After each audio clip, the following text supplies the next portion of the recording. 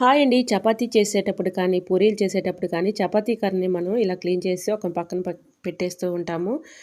దానివల్ల మనకి తెలియని క్రిములు కానీ, బ్యాక్టీరియా కానీ ఫామ్ అవుతూ ఉంటుంది. చపాతీ కర్రని మనం అప్పుడప్పుడు ఈ విధంగా క్లీన్ చేసుకుంటే ఎటువంటి హెల్త్ ప్రాబ్లమ్స్ రాకుండా ఉంటాయండి.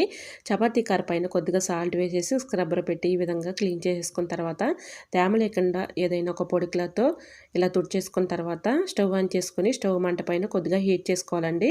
ఇలా హీట్ చేసుకోవటం వల్ల మనకి చపాతీ కర్ర పైన ఉన్నటువంటి డస్ట్ కానీ, క్రిములు కానీ, బ్యాక్టీరియా కూడా అంతా కూడా తొలగిపోతుంది. సో, మనం తర్వాత చపాతీ కానీ, పూరీ కానీ చేసుకోవడానికి చక్కగా యూజ్ అవుతుందండి. అప్పుడప్పుడు ఈ విధంగా చపాతీ కర్రను క్లీన్ చేసుకుంటే ఎటువంటి హెల్త్ ప్రాబ్లమ్స్ రాకుండా ఉంటాయండి. అలానే చపాతీ కర్ర వల్ల ఇంకొక ఉపయోగం కూడా ఉందండి. మనం యూజ్ చేయని చపాతీ కర్ర ఒకటి తీసుకొని ఇలా మనం ఈ శీతాకాలంలో ఎక్కువగా అరికాళ్ళు మంటలతో ఇబ్బంది పడుతూ ఉంటాం కదండీ!